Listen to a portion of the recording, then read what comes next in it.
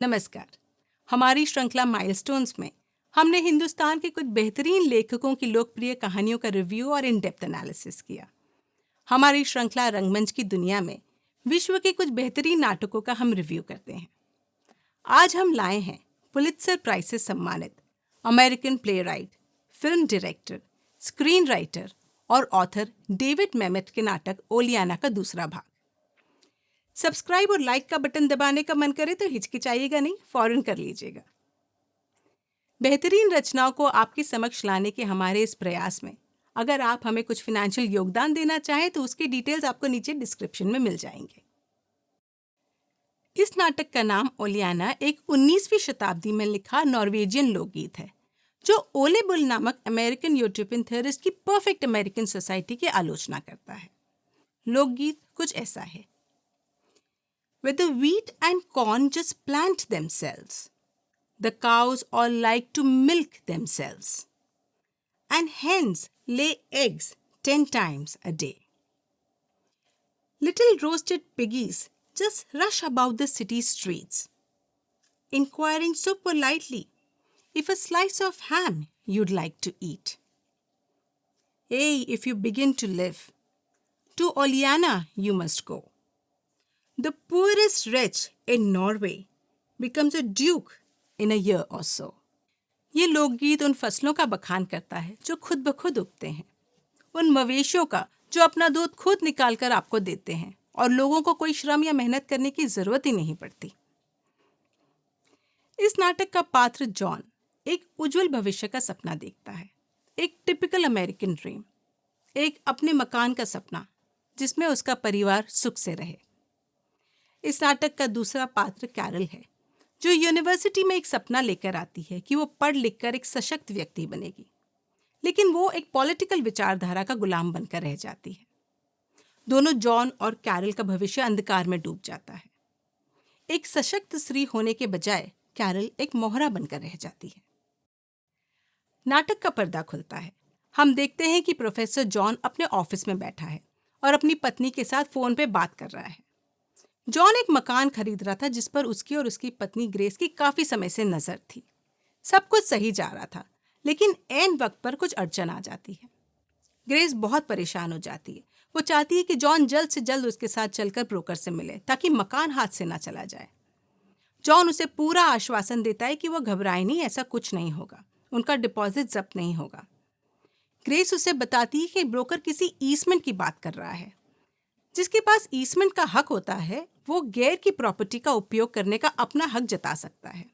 ये सुनकर जॉन भी परेशान हो जाता है कि ऐसे कैसे किसी को अपनी प्रॉपर्टी इस्तेमाल करने का हक दे सकते हैं।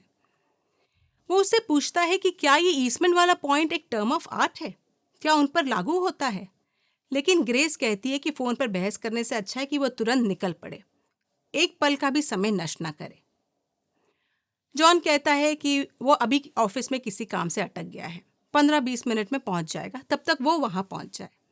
ये कहकर वो फोन रख देता है और कैरल की तरफ मुड़ता है जो काफी देर से सामने कुर्सी पर बैठी उसकी प्रतीक्षा कर रही थी। कैरल एक 19-20 साल की लड़की है, जॉन की स्टूडेंट है। हाल ही में हुए एग्जाम्स में वो जॉन के पढ़ाए पेपर में फेल हो गई थी और जॉन से मिलकर इस बारे में बात करना चाहती थी और बिना समय या इजाजत लिए वो उसके कमरे में चली आई है। जॉन: हाँ बोलो। कैरल: ये टर्म ऑफ आर्ट क्या है? क्या ये पूछने आए थे? क्या तुम्हें ऐसा नहीं लगता कि जिस बात से तुम्हारा मतलब नहीं उसमें दखलंदाजी नहीं किया करते? कैरल: क्यों, क्या मैंने कुछ गलत कह दिया? नहीं, तुमने कुछ गलत नहीं कहा, माफ करना, मुझे देर हो रही है इसलिए ऐसा बोल गया। मैं थोड़ा परेशान हूं। क्या जानना चाहती हो? टर्म ऑफ आर्ट क्या है? ये कहते कहते जॉन अपने पेपर्स बैग में रखने लगता है। जी, टर्म ऑफ आर्ट एक टर्मिनोलॉजी है जिसे हम तब इस्तेमाल करते हैं जब हम कुछ खास बात कहना चाहते हैं जिसके लिए हमारे पास उस बात को समझने के लिए शब्द ना हो। मेरे ख्याल से उसी को टर्म ऑफ आर्ट कहते हैं। कैरल: तो आप जानते नहीं हैं टर्म ऑफ आर्ट क्या है? यकीन से नहीं कह सकता, ऐसा ही कुछ है। कुछ शब्दों की अर्थ जब हमें कोई समझाता है तो हमें लगता है कि हम समझ गए, लेकिन कुछ समय बाद लगता है कि जो अर्थ हमें समझाया गया वो क्या था। याद नहीं रहता, भूल जाते हैं। ऐसा ही कुछ हुआ है। आप ऐसे कैसे भूल सकते हैं? सब भूल जाते हैं? नहीं, नहीं भूलते हैं। अरे सब भूलते हैं, कोई बड़ी बात नहीं। लेकिन जो शब्दावली का वो इस्तेमाल कर रहे हैं, उनका अर्थ कैसे भूल सकते हैं? हो जाता है, कभी उसमें ज्यादा दिलचस्पी नहीं हो, अर्थ भूल जाते हैं। देखो कैरल, तुम यहाँ आई हो मुझसे कुछ बात करने, वो भी बिना अपॉइंटमेंट लिए। मैं थोड़ा बिजी हूँ, दिमाग कहीं और लगा हुआ है। और कहते कहते जॉन अपना बैग उठा लेता है। ओ, आप घर खरीद रहे हैं? देखो कैरल, मैं समझ रहा हूँ, विश्वास करो, मैं जानता हूँ कि ये तुम्हारे लिए कितना कठिन है और मैं तुम्हारी सहायता करना चाहता हूँ। यकीन मानो, मैं मदद करना चाहता हूँ, लेकिन मैं कोशिश तो कर रही हूँ। नहीं चलेगा। क्या नहीं चलेगा? जॉन उसके आंसर शीट्स की तरफ इशारा करते हुए कहता है, ये तुम्हारा काम नहीं चलेगा। लेकिन मैं रोज क्लास में आती हूँ, पूरा ध्यान लगाती हूँ, सारे नोट्स लेती हूँ। ये देखिए। कैरल बैग से नोट्स की फाइल निकालती है और दिखाती है। जो आप बोलते हैं वही करती हूँ। मैंने आपकी लिखी किताब खरीद ली, मैंने उसको पढ़ा है। जॉन, देखो कैरल, समझने की कोशिश करो। नहीं नहीं नहीं नहीं नहीं नहीं, मैं वो सब कर रही हूँ जो मुझे बोला गया। मेरे लिए बहुत मुश्किल है, बहुत मुश्किल। ये भाषा, ये चीजें जो आप बोलते हैं, ये सब समझना मेरे लिए बहुत कठिन है। नहीं, मुझे नहीं लगता तुम सच बोल रही हो। मैं सच बोल रही हूं, मैं झूठ क्यों बोलूंगी? देखो कैरल, तुम एक समझदार लड़की हो, लेकिन तुम फेल हो गई हो, इसलिए तुम्हें क्रोध आ रहा है। मैं समझ सकता हूं। नहीं, मैं सच कह रही हूं। मैं एक अलग सामाजिक और आर्थिक परिवेश से आती हूं। जॉन अपना बैग टेबल पर रखकर कैरल की लिखी हुई शीट्स को उठा लेता है और पढ़ने लगता है। उसमें कैरल ने लिखा था, मुझे लगता है कि इसमें लेखक ने केवल अपनी भावनाओं को व्यक्त किया है, जैसा वो चाहता था। आंसर शीट्स नीचे रखकर जॉन कहता है, इसका क्या अर्थ है? देखिए, मैं पूरी कोशिश कर तो रही हूं। कैरल, मैं सिर्फ ये कहना चाहता हूं कि शायद तुम्हें कोई और कोर्स में दाखिला ले लेना चाहिए। नहीं नहीं नहीं नहीं नहीं, आप ऐसा नहीं कर सकते। मेरा पास होना बहुत जरूरी है। अब या तो बच्चों को पास करने का जो क्राइटेरिया बनाया गया है उसमें कोई खोट है। नहीं नहीं नहीं नहीं, आप नहीं समझ सकते। मेरा पास होना बहुत जरूरी है। उसमें मैं क्या कर सकता हूं? मैंने वो सब किया जो आपने कहा। आपने जैसा बोला वैसा किया। मैंने आपकी लिखी किताब पढ़ी। आपने कहा किताब खरीद के पढ़ो, मैंने खरीद के पढ़ी। आपने जो बोला वो सब किया। ये देखिए मेरी नोटबुक, मेरे सारे नोट्स बनाए हैं। तभी फोन की घंटी बजने लगती है। जॉन की दोस्त जेरी का फोन था, जो जॉन को जल्द ही मकान पर आने को कहता है। जॉन आश्वासन देता है कि वो फौरन निकल जाएगा।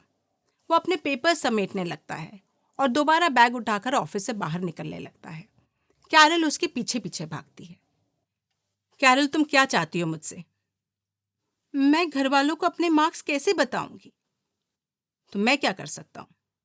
मुझे पढ़ाओ।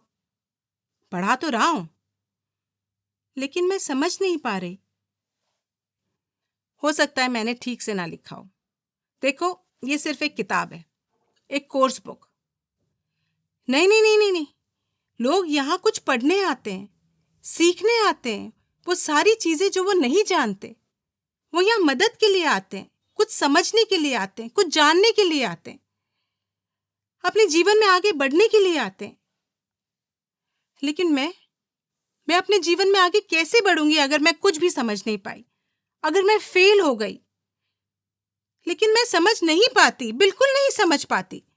सुबह से रात तक मेरे दिमाग में बस एक ही बात घूमती रहती है कि मैं बेवकूफ हूं, मूर्ख हूं, इसलिए मैं आपकी बातें समझ नहीं पा रही हूं। आप लिखते हैं virtual warehousing of the young, और आप लिखते हैं curse of the modern education, और मैं क्लास में पीछे बैठे सबको देखती रहती हूँ। सब लोग उस पर अपना विचार व्यक्त करते हैं, ये टिप्पणी देते हैं, वो टिप्पणी देते हैं। और आप आप कॉन्सेप्ट्स और प्रीसेप्ट्स की बातें करते हैं। बोल क्या रहे हैं आप? मेरे कुछ भी पल्ले नहीं पड़ता। मैंने आपकी किताब पढ़ी, सबने कहा आपका क्लास लो क्योंकि आप युवाओं के प्रति जिम्मेदारियों की बात करते हैं, लेकिन मेरी कुछ भी समझ में नहीं आता और मैं फेल हो गई और आपको लगता है मैं बेवकूफ हूं। जॉन को रियल एस्टेट ब्रोकर से मिलने में देर हो रही थी, लेकिन कैरल को ऐसा उत्तेजित देख उस पर दया आ जाती है। उसे बैठने को कहता है और खुद भी अपना बैग रखकर कुर्सी पर बैठ जाता है। उसकी दशा से सहानुभूति रखते हुए वो कैरल को अपनी कमियों के बारे में बताना शुरू कर देता है कि जब वो छोटा था तो उसके जैसे ही डरता था कि लोग उसे बेवकूफ समझेंगे। वो समझ नहीं पाता था कि बाकी बच्चे कैसे पढ़ लेते हैं और सब समझ ही नहीं लेते बल्कि याद भी रख लेते हैं। वो कैरल से कहता है कि वो उसकी समस्या को बखूबी समझ सकता है क्योंकि वो खुद उन हालातों से गुजर चुका है। कैरल, लोगों को लगता था आप बेवकूफ हैं। जॉन, हाँ बिल्कुल। जब मैं छोटा था तब ऐसा ही लगता था। उन्होंने ऐसा बोलना बंद भी कर दिया, लेकिन उसके बाद भी मेरे कानों में ये बात गूंजती रहती थी कि मैं बेवकूफ हूं। और उसका प्रभाव ये हुआ कि मुझे लगता था कि मैं कुछ भी करूंगा तो भी नाकामयाब ही रहूंगा। और अब वही तो कह रहा हूं, मुझे ये सीखना पड़ा कि मुझ में कोई प्रॉब्लम नहीं है। इसमें समय लगता है, कोई मैजिक नहीं है। हर कोई डरता है, तुम भी डरोगी। जब कोई ऐसी बात होगी तो तुम्हें सबसे पहले ये ख्याल आएगा कि मैं तो इसे कर ही नहीं सकती। मैं इस दुनिया में पैदा ही क्यों हुई? सबके सामने मैं मजाक बन के रह जाऊंगी। मैं किसी लायक नहीं। तो क्या मेरे साथ भी ऐसा ही है? देखो कैरल, मैं तुमसे वैसे ही बात करूंगा जैसे मैं शायद अपने बेटे से करता। काश मुझसे कभी किसी ने ऐसी बात की होती जब मुझे जरूरत थी। लेकिन आप मुझसे इतनी आत्मीयता क्यों जता रहे हैं?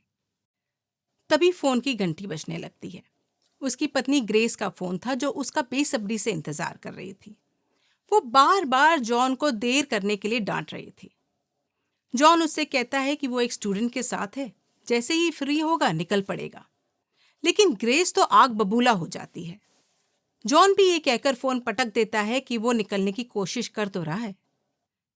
कैरल, क्या हुआ? जॉन, कुछ नहीं। नया घर खरीद रहा हूं, ऐसे में कुछ अड़चने आ जाती हैं। आप नया घर खरीद रहे हैं? हाँ। आपको प्रमोशन मिल रहा है इसीलिए? हाँ। फिर आपको जाना चाहिए था। मेरे साथ यहाँ क्यों रुक गए? क्योंकि तुम मुझे अच्छी लगती हो। अच्छी लगती हूँ? क्यों? शायद इसलिए क्योंकि हम दोनों एक से हैं। कैरल, आप कह रहे थे कि हर किसी को समस्याएं झेलनी पड़ती हैं। आपकी क्या है? ठीक है, हम टीचर और स्टूडेंट के इस रिश्ते को थोड़ी देर साइड में रखते हैं और अपनी आपसी प्रॉब्लम की बात करते हैं। मेरी भी कुछ समस्याएं हैं, मेरी पत्नी के साथ, मेरे काम के साथ। हो सकता है हम दोनों की प्रॉब्लम्स एक सी ही हों। मुझे बताइए, मैं जानना चाहती हूँ। जॉन अपने लिए चाय बनाता है और कप हाथ में लेकर पैर टेबल पर चढ़ाकर आराम से कुर्सी पर बैठ जाता है। जॉन, मैं टीचिंग के प्रोफेशन में बहुत देर से आया क्योंकि मुझे ये प्रोफेशन बहुत आडंबर भरा लगता था। ये दम्भ कि मैं सब कुछ जानता हूं और तुम कुछ नहीं। मुझे स्कूल से नफरत थी, टीचरों से नफरत थी, जो कोई भी बॉस की कुर्सी पर बैठता उससे नफरत थी। लेकिन मैं इससे उबरा कैसे? अगर मैं हर बार फेल हो जाऊंगा तो मुझे लगेगा कि मैं एक फेलियर हूं। अगर इससे उबरना है तो कभी कभार मुझे जीत हासिल करनी होगी। देखो कैरल, ये स्कूल कॉलेज के जो टेस्ट होते हैं बेवकूफ़ों द्वारा बनाए गए होते हैं और बेवकूफ़ों के लिए बनाए गए होते हैं। इन्हें अगर तुम फेल कर लो तो कोई बात नहीं। ये तो सिर्फ ये देखने के लिए होते हैं कि तुम कितना याद रख सकते हो और कितना उगल सकते हो। ये सब बेकार है। कैरल, नहीं। जॉन, हाँ, सब बकवास है, एक मजाक। अब मुझे ही देख लो, एक कार्यकाल समिति मुझे जज करेगी। इनका खुद का कोई मेंटल कैलिबर नहीं है और ये मेरा टेस्ट लेंगे। ऐसे लोगों को तो मैं कभी घास भी ना डालूं। उन्होंने आपको कार्यकाल दे दिया? नहीं, अभी सिर्फ घोषित किया है, पेपर पर हस्ताक्षर नहीं किए हैं। अगर वो नहीं हस्ताक्षर करेंगे तो मैं जो घर खरीद रहा हूं उससे हाथ धो बैठूंगा। हो सकता है मुझ में कोई खोट ढूंढ लें, इसलिए मैं समझ सकता हूं कि तुम पर क्या गुजर रही है। मैं सिर्फ अच्छे ग्रेड्स चाहती हूं। फोन फिर से बजना शुरू हो जाता है, लेकिन जॉन उसको नहीं उठाता है। चलो एक काम करते हैं, मैं तुम्हारा पूरा कोर्स फिर से रिवाइज कराऊंगा, शुरू से। गलती तुम्हारी नहीं है, मेरी है, मैंने ध्यान नहीं दिया। हम पूरा कोर्स करेंगे और तुम्हारा फाइनल ग्रेड ए होगा, पक्का। कैरल, लेकिन अभी तो आधा साल ही हुआ है। तुम्हें पूरे साल का ग्रेड ए मिलेगा। तुम आकर मुझसे मिलो, पेपर भूल जाओ, वो जरूरी नहीं है। जरूरी ये है कि मैं तुम्हारे अंदर एक जिज्ञासा, एक रुचि जागृत कर सकूं और मैं तुम्हारे हर सवालों का जवाब दे सकूं। चलो शुरू से करते हैं। क्या? क्लास? लेकिन हम शुरू से कैसे कर सकते हैं? कुछ कायदे हैं, कुछ नियम हैं। हम तोड़ देंगे कायदे और नियम को, किसी को नहीं बताएंगे। क्लास क्या है? तुम और मैं मिलकर ही तो क्लास बनाते हैं। लेकिन आप मेरे लिए ऐसा क्यों करेंगे? तुम एक अच्छी लड़की हो, मुझे पसंद हो। कैरल अपने बैग से जॉन की लिखी किताब को निकालती है और उसमें लिखे कुछ टर्म्स का मतलब पूछने लगती है। वो उसे समझाने लगता है और कहता है कि हमारे एजुकेशन सिस्टम में ही खोट है। स्टूडेंट्स पर कोर्स बुक लाद दी जाती है, कह दिया जाता है कि पढ़ो। तुम कहते हो कि पढ़ लिया। हम जांचने के लिए उसमें से कुछ पूछते हैं और फिर पता चलता है कि तुमने पढ़ा ही नहीं। फिर हम तुम्हारा अपमान करते हैं। क्या यही एजुकेशन है? कैरल उसकी बातों का नोट्स लेने लगती है। जॉन कहता है कि पहले समझ तो लो मैं क्या कह रहा हूं। नोट्स लेने में तुम मूल बातें छोड़ दोगी, पहले समझ लो। वो आगे कहता है कि हमने हायर एजुकेशन की महत्ता का एक ऐसा हवा फैला दिया है कि अब हर बच्चा और हर पेरेंट पर यह दबाव पड़ गया है कि स्कूल या कॉलेज भेजे बगैर बच्चे का तो कोई भविष्य ही नहीं है। जॉन, कॉलेज एजुकेशन केवल एक फैशनेबल जरूरत है और कुछ नहीं। हम क्यों पढ़ते हैं? हम उच्च शिक्षा क्यों पाना चाहते हैं? अब इसके तो दो ही कारण हैं। या तो इसलिए कि हमें शिक्षा में गहरी रुचि है, या इसलिए कि हम किसी कौशल में महारत हासिल करना चाहते हैं, या फिर अपनी आर्थिक बेहतरी के लिए। ये कहाँ लिखा है कि हमें बच्चों को स्कूल भेजना ही भेजना है? क्या कोई कानूनी दबाव है? जॉन देखता है कि कैरल फिर से नोट्स ले रही है और वो फिर टोकता है कि नोट्स छोड़कर सुनो मैं क्या कहना चाह रहा हूं। कैरल, अगर एजुकेशन इतनी बुरी है तो आप यहां क्या कर रहे हैं? जॉन, मैं पढ़ाता हूं क्योंकि मुझे पसंद है, लेकिन मेरा सुझाव है कि तुम शिक्षित और गैर शिक्षित लोगों के कमाने और क्षमता की चार्ट्स को देखो, तो तुम्हें पता चलेगा कि आप क्या बोल रहे हैं। मैं कुछ नहीं समझ पा रही हूं। चार्ट्स, कॉन्सेप्ट्स, आपको क्यों नहीं दिख रहा है? मैं कुछ नहीं समझ पा रही हूं। मैं क्लास में बैठती हूँ, मुस्कुराती हूँ, लेकिन आप क्या बोल रहे हैं, ये बाकी सब लोग क्या बोल रहे हैं, मुझे नहीं पता।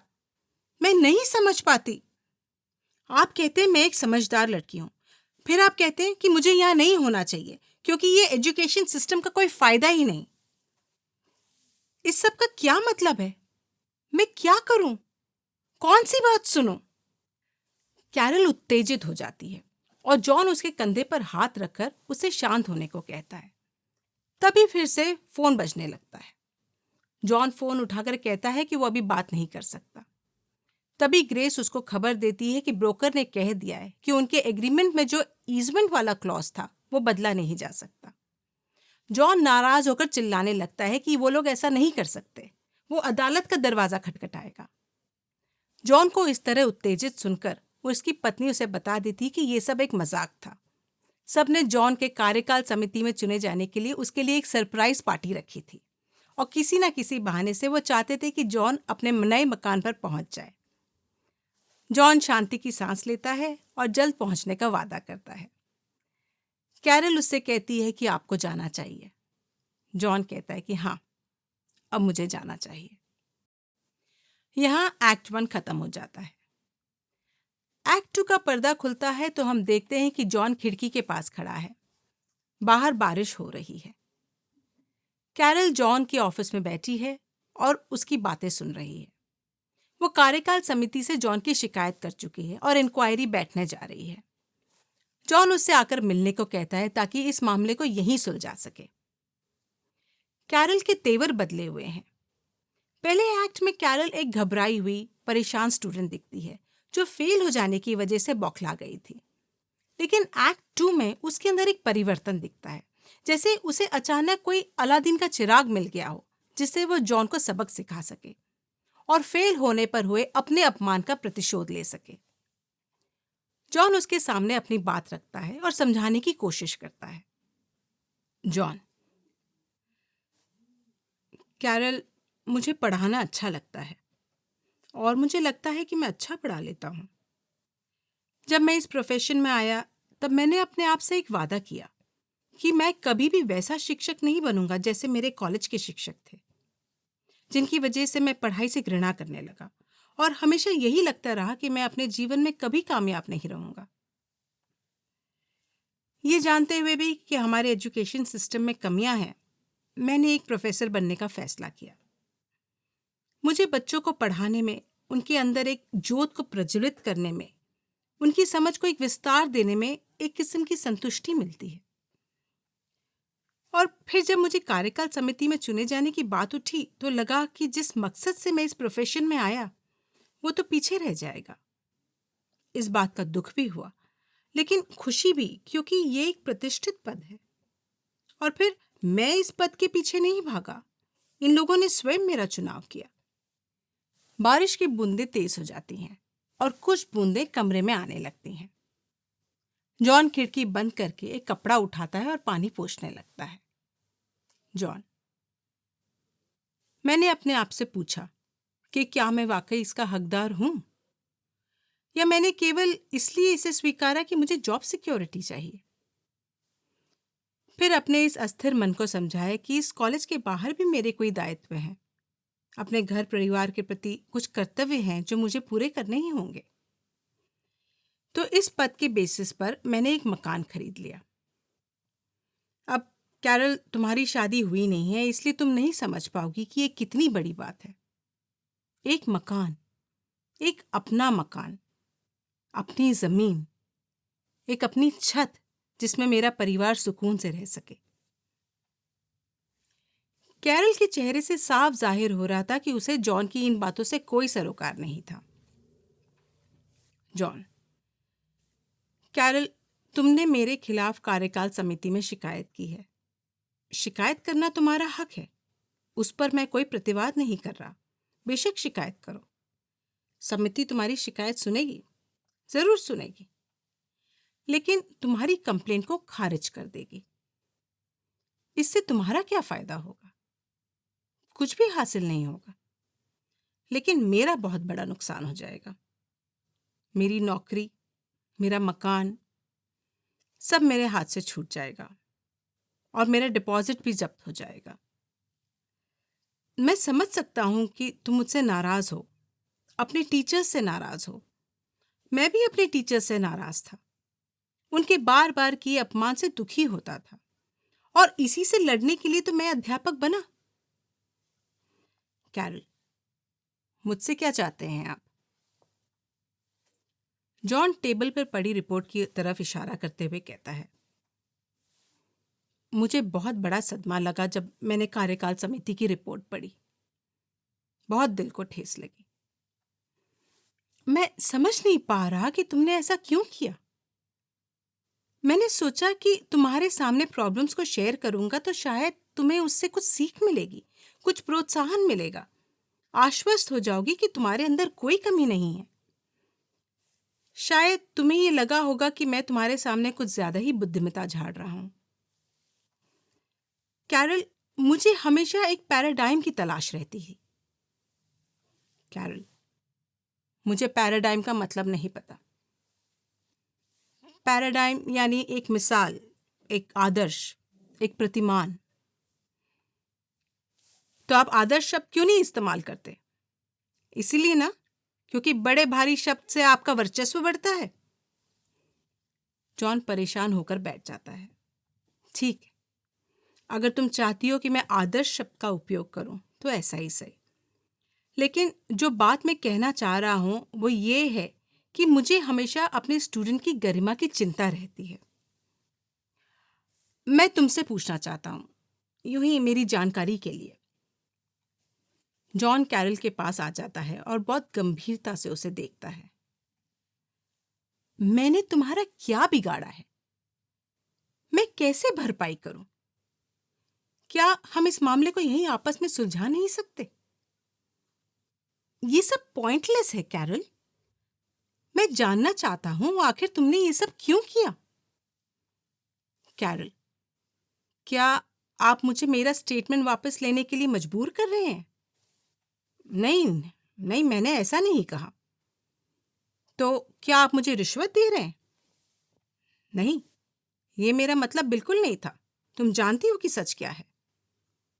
मैं नहीं जानना चाहती। मैं चाहती हूं कि क्या क्या चाहती हो तुम?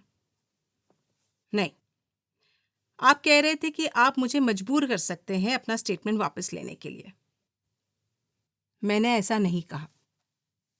आपने जो कहा था मैंने उसे अपनी किताब में नोट कर लिया है।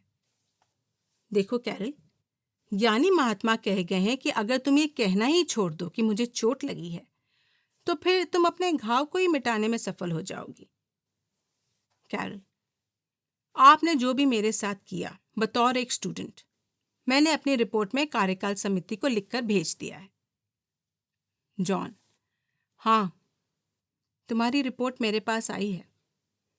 जॉन अपने डेस्क से एक फाइल उठाता है और रिपोर्ट निकालकर पढ़ने लगता है। तुमने अपनी रिपोर्ट में लिखा है कि मैं सेक्सिस्ट हूं और मैं संभ्रांतवादी हूं, एलिटिस्ट। और लिखती हो कि मैं जो सिलेबस में नहीं है उसको पढ़ाने में जानबूझकर समय नष्ट करता हूं और सब स्टूडेंट का समय गंवाता हूं और अपनी बुद्धिमत्ता झाड़ने के लिए एक नाटकीय ढंग से स्टूडेंट्स पर हावी रहता हूं। और तुम लिखती हो कि जो शब्दावली मैं पढ़ाने में इस्तेमाल करता हूं वो पोर्नोग्राफिक संकेतों से भरा हुआ होता है और तुम उन संकेतों की एक लिस्ट भी बनाई है। तुमने लिखा है कि मैंने तुम सबको एक अश्लील कहानी सुनाई है जिसमें अमीर और गरीब के एडल्टरी और डिबॉचरी के भेद और संबंधों में समानता और फर्क को पोर्नोग्राफिक तरीके से पेश किया है। तुम लिखती हो कि मैं अंतरंग तरीके से छात्र से बंध जाता हूं, उनके कंधे पर हाथ रखता हूं, उन्हें गले लगा लेता हूं और एक चरित्रहीन व्यक्ति की तरह एकदम करीब आकर उन्हें अभित्रस्त करता हूं। और तुमने लिखा है कि मैंने तुमसे कहा कि तुम मुझे पसंद हो और मुझे तुम्हारा साथ पसंद है और चाहता हूं कि तुम मेरे करीब रहो। इसलिए मैं तुम्हें कमरे में अकेले बुलाता हूं और तुमसे यहां तक कह डाला कि अगर मेरे कमरे में अकेले मेरे पास आती रहोगी तो मैं तुम्हें पक्का ए ग्रेड दे दूंगा। लेकिन तुमने मुझे सेक्सिस्ट, लूज कैरेक्टर, करप्ट, अनकूथ और शेमलेस व्यक्ति ही नहीं कहा है बल्कि मुझ पर एक रेसिस्ट आदमी होने का भी ठप्पा लगा दिया है और लिखती हो कि मैं एक अपर क्लास एलिटिस्ट मेंटालिटी से भरा हुआ हूं और अपने स्टूडेंट्स के लिए समय निकालना एक व्हाइट मैन्स बर्डन समझता हूं। कैरल, तुम्हें पता भी है तुम ये सब क्या लिख रही हो? इतना ध्यान और समय अपनी पढ़ाई में दिया होता तो ये नौबत ही नहीं आती। पूरे क्लास में तुम इकलौती हो जो फेल हुई हो। अगर मैं इतना ही खराब टीचर होता तो बाकी सब स्टूडेंट्स कैसे? कैरल उसकी आंखों में आंखें गड़ाकर घूरने लगती है। कैरल, तुम जानती भी हो तुम क्या कर रही हो? तुम्हें लगता है कि तुमसे डरकर मैं तुम्हें पास कर दूंगा तो वो तो संभव नहीं है। तुम्हारी इस कंप्लेन से मैं सस्पेंड हो सकता हूं।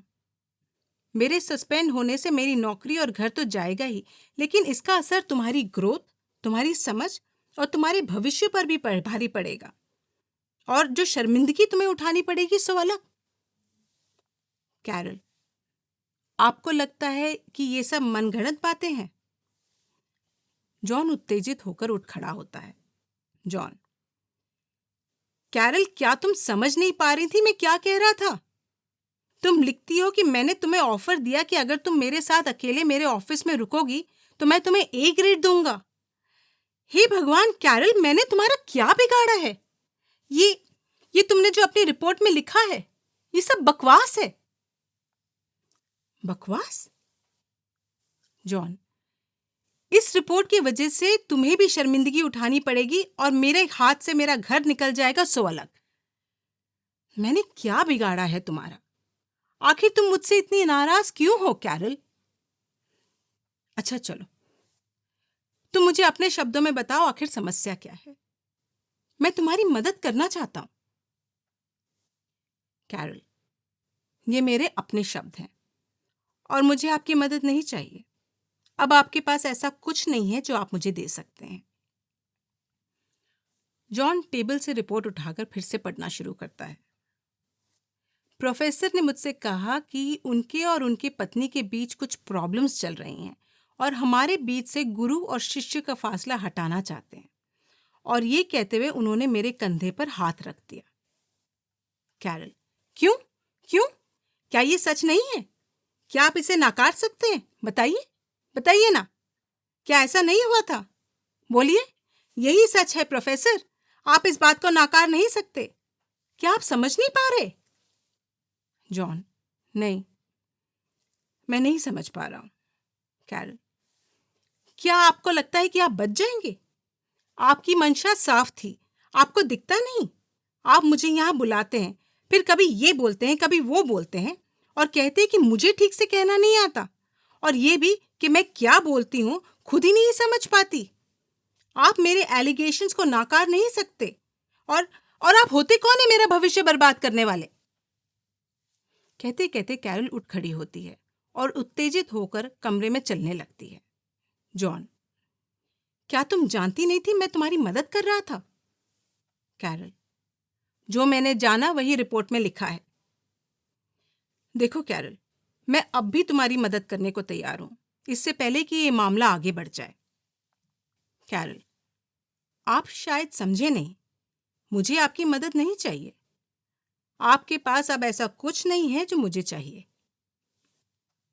देखो कैरल, मुझे लगता है। कैरल जॉन के एकदम नजदीक आ जाती है और चिल्लाती है।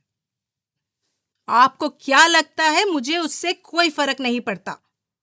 आपको दिख नहीं रहा? आपके पास अब कोई ताकत नहीं है।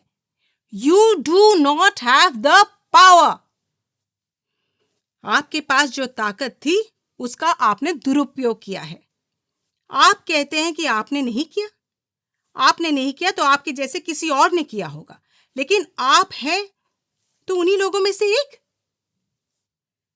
पहले मेरा नुकसान करते हैं और फिर मुझसे कहते हैं कि मैं तुम्हारी मदद करना चाहता हूं। आपको क्या लगता है? मामला हाथ से निकलता देख जॉन उसे कुर्सी पर आराम से बैठने का इशारा करता है। ना चाहते हुए भी कैरल बैठ जाती है। जॉन: कैरल, मैं समझ रहा हूं तुम दुखी हो, नाराज हो। तुम्हारा द्वेष, तुम्हारा क्रोध तुमसे ये सब करवा रहा है।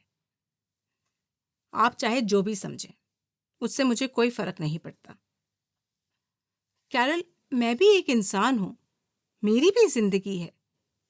तुम हक की बात करती हो, मेरे पास भी तो हक है। मेरा घर परिवार है, मेरी भी आकांक्षाएं हैं। और मैंने कार्यकाल समिति की बुराई नहीं की, अच्छे आदमी हैं। प्रोफेसर, मैंने यहां आकर आप पर एहसान किया है। आपने मुझसे मिलने की विनती की थी, इसीलिए यहां आई हूं। और आप ये जो कार्यकाल समिति में अच्छे आदमियों की बात कर रहे हैं, भूलिए मत, उसमें एक औरत भी शामिल है। मैंने सही लिखा है अपनी रिपोर्ट में, आप सेक्सिस्ट हैं। आपको लगता है कि औरतें तो ऊंची जगह पर पहुंच ही नहीं सकती। आप कुछ भी बोलते रहेंगे औरतों को। आपने मुझे यहां बुलाकर यह कहा कि एजुकेशन एक मजाक है, और आप खुद एक प्रोफेसर होकर भी उसकी ऐसी खिल्ली उड़ाते हैं। और आप आकांक्षाओं की बात करते हैं। क्या हमारे पास आकांक्षाएं नहीं हैं? उन बच्चों की उम्मीदों का क्या, जो यहाँ पढ़ने आते हैं, कुछ बनने आते हैं? उनकी आकांक्षाओं का क्या? क्या आप जानते हैं कि यहाँ दाखिला लेना मेरे लिए कितना महंगा था, कितना मुश्किल था? और आप हमारा मजाक उड़ाते हैं। आप अपनी ऊंची कुर्सी पर बैठे एजुकेशन सिस्टम का मजाक उड़ाते हैं। और आप मुझसे पूछ रहे हैं कि मैंने क्या बिगाड़ा है, और चाहते हैं कि मैं आपसे सहानुभूति रखूं। आप सिर्फ लोगों का शोषण करते हैं। किसी दिन अपने भीतर झांक कर देखिएगा तो आपको सिर्फ एक नीच आदमी दिखाई देगा। कैरल, तुम ऐसा कैसे कह सकती हो? मैं कोई शोषक नहीं हूं, और मैं जानता हूं कि तुम भी एक सुलझी हुई लड़की हो। हाँ, तुम्हें मुझसे असहमति हो सकती है। शायद हम दोनों को एक दूसरे के विचारों से असहमति हो, लेकिन आपसी टकराव तो एक स्वाभाविक सी बात है, हमारे मनुष्य होने की निशानी है। हो सकता है कि हम सिद्धांतों की आड़ में जो भी करते हैं वो दरअसल किसी और के लिए नहीं, बल्कि स्वयं के लिए ही करते हैं। इस बात पर तुम शायद सही हो सकती हो। प्रोफेसर, मैं आपसे सिर्फ। कैरल, तुमने कहा कि तुम यहाँ कुछ सीखने आई थी, लेकिन मैं तुम्हें क्या सिखा सकता हूँ? मैं तो सिर्फ तुम्हारी सोच, तुम्हारे देखने के नजरिए को एक विस्तार दे सकता हूँ। आगे अपना रास्ता तुम्हें खुद ही तय करना है। तुम्हें मुझसे लड़ने की कोई जरूरत नहीं है कैरल। हमारी तो आपसी कोई लड़ाई ही नहीं है। और अगर मैंने कोई गलती की है तो तुम्हारी कोई हैसियत नहीं कि तुम मुझे सुधारो या सबक सिखाओ। और ना मैं तुम्हें कोई सबक सिखाना चाहता हूँ। हाँ, जो मैं सोचता हूँ वो मैं जरूर बताऊंगा, क्योंकि वो मेरा कर्तव्य है, चाहे तुम्हें मेरी सोच रूढ़िवादी लगे या गलत लगे। देखिए प्रोफेसर। हाँ, बताओ मुझे कैरल, तुम्हें क्या लगता है? मेरे यूनियन ने। यूनियन? हाँ, मेरा यूनियन। ऐसा प्रतीत हो रहा था जैसे कैरल को एक अदृश्य शक्ति का स्रोत मिल गया था, जिससे वो प्रोफेसर को दंडित और अपमानित कर सकती थी। अब ये शिक्षा को लेकर लड़ाई नहीं रह गई थी, बल्कि केवल एक आक्रोश था जो अपने अपमान का प्रतिशोध ले रहा था। एक क्लासिकल हेगेलियन डायलेक्टिकल सेंस में ये अब एक लड़ाई थी, एक व्यक्ति और एक गुट या एक संगठन के बीच। उसी वक्त फोन की घंटी बजने लगती है। उसकी पत्नी परेशान है, जानना चाहती है कि कैरल मानी कि नहीं, क्या उन्हें उनके मकान से हाथ तो नहीं धोना पड़ेगा। जॉन। ग्रेस, बेबी चिंता ना करो, सब ठीक हो जाएगा, मकान कहीं नहीं जाएगा, तुम ब्रोकर से बात कर लो। ये कहकर जॉन फोन नीचे रखकर कैरल से बात करने लगता है। सॉरी, फोन आ गया था। तो मैं कह रहा था कि कैरल, अब जो भी कहना सुनना है कार्यकाल समिति के सामने होगा। मैं जा रही हूं प्रोफेसर। नहीं नहीं, रुको। जॉन उसका रास्ता रोकने लगता है। मेरा रास्ता मत रोकिए। कैरल, मुझे बताओ, मैं क्या कर सकता हूं तुम्हारे लिए? मुझे जाने दीजिए। देखो कैरल, हम आराम से बैठकर बात करते हैं। हाँ, करते हैं ना, कार्यकाल समिति के सामने। कैरल, अगर तुम्हें मेरी कोई भी बात अभद्र लगी हो तो मुझे माफ कर दो, लेकिन बैठ जाओ। हम लोग इस समस्या को यहीं बात करके सुलझा सकते हैं। इसमें कार्यकाल समिति को क्यों तंग करें? हमारे आपसी मनमुटाव को क्या हम भूल नहीं सकते? बैठो ना, प्लीज बैठ जाओ। मुझे यहां नहीं आना चाहिए था। देखो कैरल, कुछ नियम कानून होते हैं। मैं तुम्हें सिर्फ बचाना चाहता हूं। आप मुझे बचाना चाहते हैं? मैं तुमसे बहुत शाइस्तगी से कह रहा हूं, हम इसे आमने सामने बैठकर अभी निपटा सकते हैं। मैं चाहता हूं कि तुम बैठ जाओ। मैं जा रही हूं। एक मिनट, जरा रुक जाओ। देखो, मैं तुम्हारा ज्यादा समय नहीं लूंगा, मैं सिर्फ तुमसे बात करना चाहता हूं। जाने दो मुझे। वो दरवाजा खोलकर निकलने की कोशिश करती है। जॉन हाथ बढ़ाकर रास्ता रोक लेता है। सुनो, सुनो तो कैरल। कैरल जोर से चीखने लग जाती है। हटिए प्रोफेसर, कोई है? प्लीज, प्लीज मुझे बचाओ, इस प्रोफेसर से बचाओ प्लीज। हेल्प मी, हेल्प, कोई है? हेल्प। वहां मौजूद ऑफिस के बाकी लोग उसे देखने लगते हैं। एक्ट 3 का पर्दा खुलता है और हम देखते हैं कि जॉन अपने ऑफिस में बैठा है और कैरल उसके सामने बैठी है। कार्यकाल समिति ने जॉन को दोषी करार देकर उसे सस्पेंड कर दिया है। जॉन चेहरे से थका हारा लग रहा है। उसकी दाढ़ी बढ़ी हुई है और ऐसा प्रतीत हो रहा है कि शायद वो काफी समय से सोया नहीं है। जॉन, ना चाहते हुए भी मैंने तुम्हें मिलने के लिए यहां बुलाया है। कैरल, हाँ, अचरज हुआ जानकर कि तुम मुझसे मिलना चाहते हो। जॉन, शायद मुझे नहीं बुलाना चाहिए था। कैरल खड़ी होने लगती है। अगर तुम चाहते हो तो मैं चली जाती हूँ। जॉन, क्या हम बात कर सकते हैं? और किस लिए आई हूं? तुमने यहाँ आने का कष्ट किया, उसके लिए शुक्रिया। कैरल बैठ जाती है। जॉन, मुझे लगता है तुम्हारे फायदे में होगा कि क्या? सुन तो लो, सुन तो लो मैं क्या कह रहा हूं। कैरल, मुझे मेरे वकील ने मना किया था यहाँ आने से। वकील? कैरल, मैं तो हैरान हो गई थी ये सुनकर कि तुम मिलना चाहते हो। खैर, मैं यहाँ ये सुनने नहीं आई थी कि मेरे लिए क्या फायदे में होगा। मुझे अब लगता है कि शायद मैंने यहाँ आकर गलती कर दी।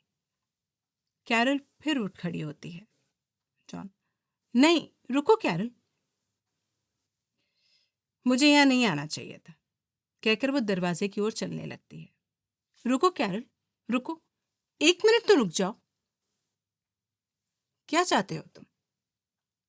मैं चाहता हूं कि तुम बैठ जाओ। तुम चाहते हो मैं बैठ जाऊं? हाँ। वाकई? हाँ, हाँ, मैं चाहता हूं कि तुम एक बार मेरी बात सुन लो। प्लीज, एक बार सुन लो, मैं तुम्हारा ऋणी रहूंगा। कैरल बैठ जाती है। लो, बैठ गई। अब बोलो। धन्यवाद।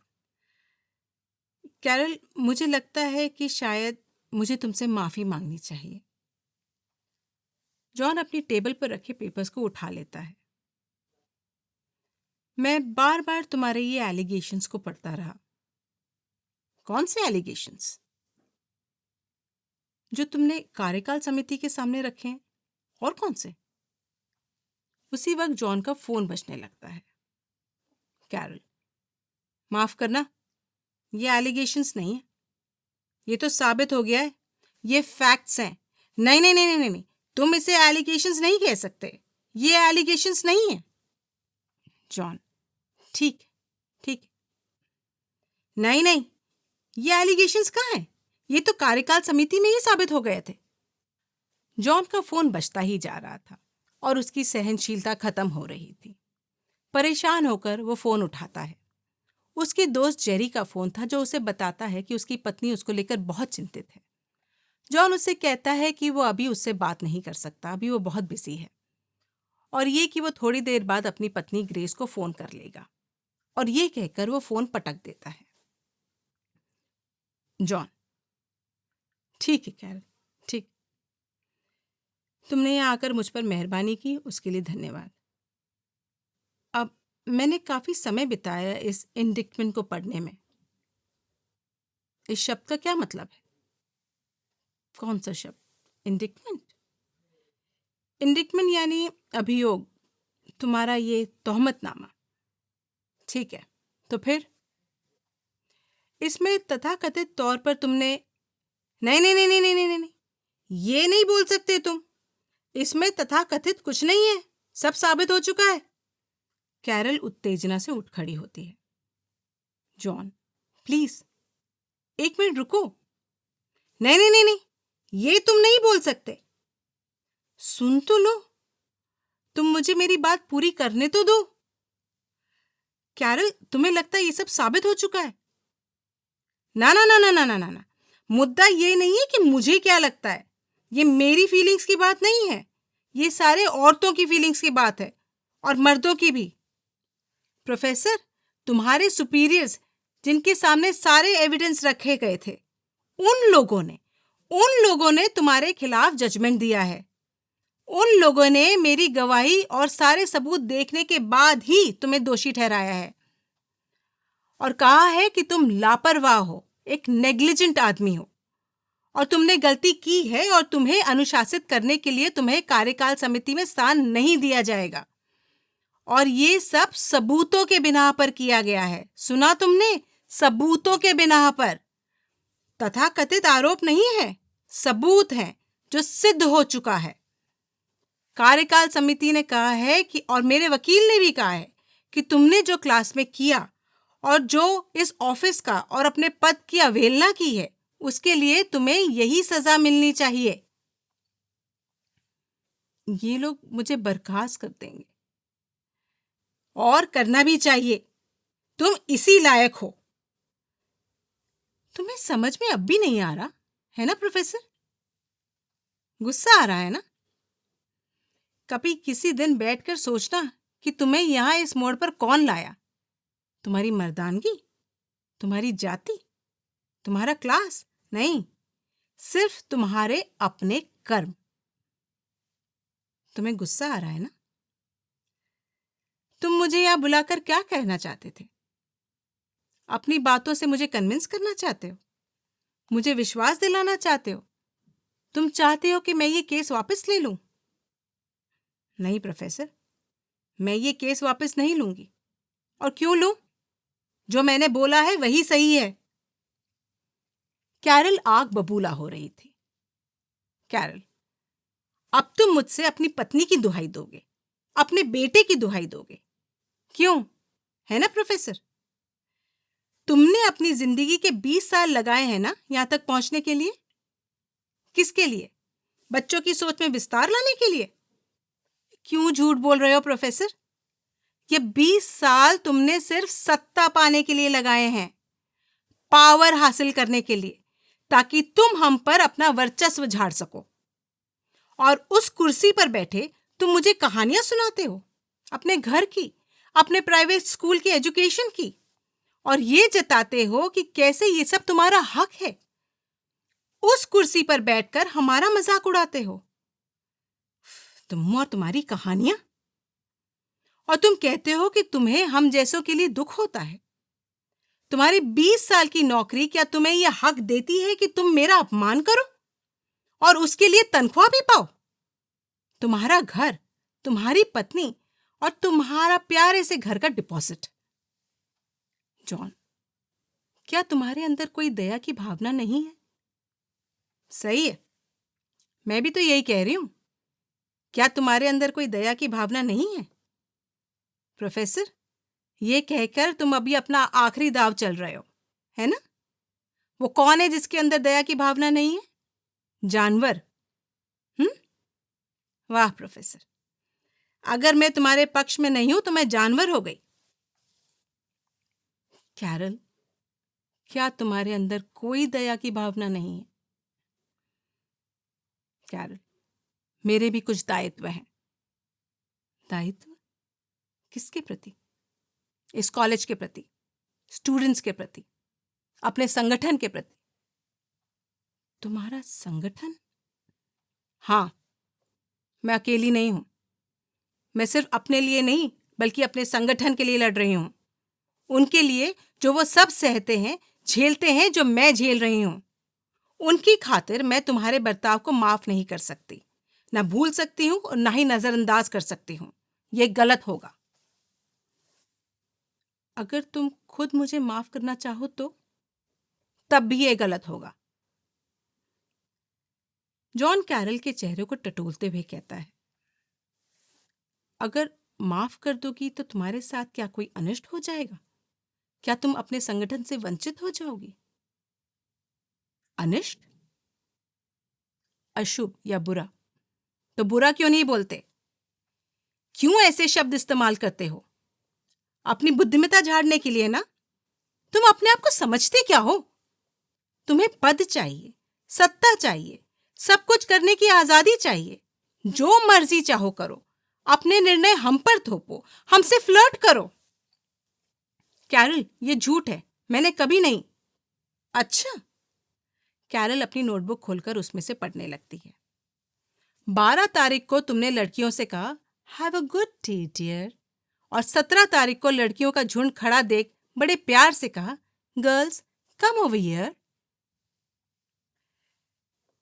कैरल अपनी नोटबुक नीचे रखती है। प्रोफेसर, 2 सेमेस्टर तुम हमें कुत्तों की तरह नचवाते रहे। यहां बैठो, वहां खड़े रहो, ये करो, वो करो कह कहकर हमारा शोषण किया। तुम्हें लगता है कि तुम हम पर कोई विशेष अधिकार मिल गया है? ये बलात्कार नहीं तो और क्या है? प्रोफेसर, तब मैं तुम्हारे पास एक बच्चे की तरह कुछ समझने आई थी, लेकिन आज मैं आई हूं तुमसे ये कहने कि तुम भगवान नहीं हो। मैं यहां आई हूं तुम्हें सीख देने। ये कहकर कैरल अपने बैग से जॉन की लिखी किताब को निकाल लेती है। और ये तुम्हारी किताब, तुम्हें लगता है तुम मेरा मार्गदर्शन कर रहे हो? धोखेबाज। कैरल उसकी किताब को पढ़ने लगती है। Of that fine tradition of inquiry, of polite scepticism. और तुम कहते हो तुम फ्री इंटेलेक्चुअल डिस्कोर्स में विश्वास रखते हो। कैरल किताब को गुस्से से पटक देती है। तुम किसी भी चीज में विश्वास नहीं रखते, सुना तुमने? किसी भी चीज में नहीं। जॉन, मैं विचारों की स्वतंत्रता में विश्वास रखता हूं। ओहो, अच्छा। अगर विचारों की स्वतंत्रता में विश्वास है तो फिर कार्यकाल समिति के लिए गए निर्णय पर क्यों सवाल उठाते हो? अपने सस्पेंशन पर क्यों सवाल उठाते हो? तुम्हें विचारों की स्वतंत्रता नहीं, सिर्फ अपना मकान चाहिए, अपने बेटे के लिए हक चाहिए, समिति में पद चाहिए। तुम्हें विचारों की स्वतंत्रता से कोई सरोकार नहीं। तुम समाज के उस विशिष्ट वर्ग का प्रतिनिधित्व करते हो, उस उत्कृष्ट वर्ग का जो तुम्हारा आदर सत्कार करता है, और उसके इशारे पे तुम बंदर की तरह नाचते हो। उनके विचार हम पर थोपते हो। एक विदूषक के अलावा तुम्हारी कोई हैसियत नहीं। ऐसे विदूषक को कौन अपना गुरु बनाएगा? और प्रोफेसर, तुम्हारी बुद्धिमत्ता का नाटक यहीं खत्म नहीं होता। तुम उस सिस्टम का मजाक उड़ाते हो जो तुम्हें अन्न देता है, एक हैसियत देता है, तुम्हारे मकान का किराया देता है। असलियत में तुम उन लोगों में से हो जो जिस थाली में खाते हैं उसी में छेद करते हैं। और तुम्हें लगता है कि मैं गलत हूं, बुरी हूं, नफरत और आक्रोश से भरी हूं। और यही नहीं, तुम्हें यह भी लगता है कि मैं एक सेक्सुअली रिप्रेस्ड लड़की हूं, एक क्रूर, बेरहम, चंट, प्रतिशोध से भरी, दिशाहीन लड़की, है ना? चुप क्यों? यही सच है ना?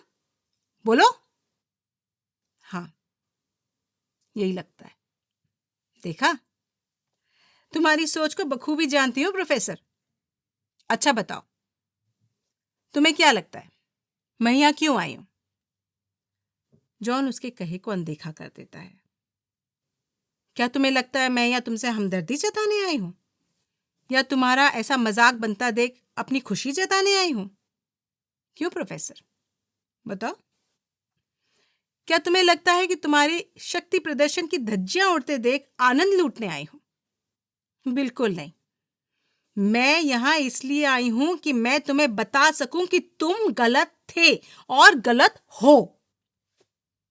और अब मुझे बताओ प्रोफेसर, वो तुम्हारी सारी फ्रीडम की बातें, तुम्हारी freedom of thought, freedom of discussion, freedom of expression, सब कहां है?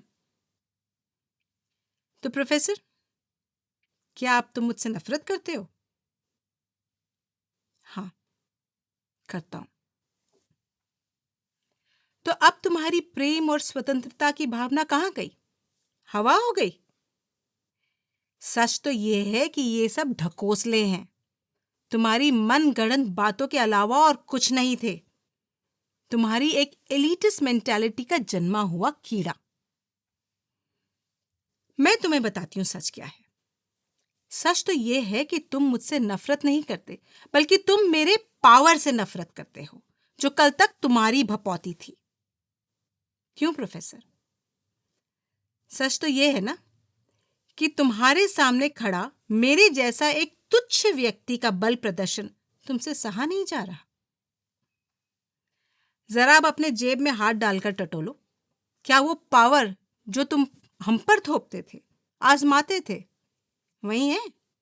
कैरल जॉन के सामने खड़ी हो जाती है और उत्तेजना से उंगली उठा उठाकर कहती है, तुम नहीं समझ सकते कि मुझ जैसे को कितनी मेहनत करनी पड़ती है यहां दाखिला लेने के लिए।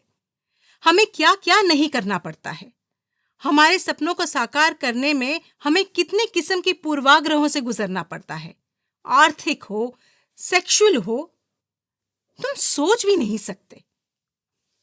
और जो अपमान हमें झेलने पड़ते हैं, भगवान करे तुम्हारे अपने को कभी न झेलने पड़े। और हमें निकाल फेंकने का खतरा हमेशा बना रहता है। जॉन, किससे? एडमिनिस्ट्रेशन से, टीचर्स से, तुम जैसों से। हमें जानबूझकर कम मार्क्स देकर हमारे आगे बढ़ने के सारे रास्ते बंद कर देते हो। क्यों? अब तुम्हें हंसी नहीं आ रही? जॉन, मैं समझ नहीं पा रहा। कैरल, मेरे आरोप झूठे नहीं हैं। देखा नहीं कितनी जल्दी उन लोगों ने मान लिया। तुम्हारी भाषा, तुम्हारे सेक्सिस्ट रिमार्क्स, तुम्हारी आत्मीयता, लड़कियों के कंधे पर हाथ रखना। जॉन, ये किसी यौन दृष्टि से नहीं किया गया था। कैरल, मैं नहीं मानती। ये तो तुम कह रहे हो। कहते रहो, कौन मानेगा? कुछ समझे? तुम्हारे कहने से कोई फर्क नहीं पड़ता। जॉन, हाँ, समझ रहा हूं, लेकिन मैं अपने को बदल सकता हूं। सच मानो कैरल, मैं कोशिश कर सकता हूं।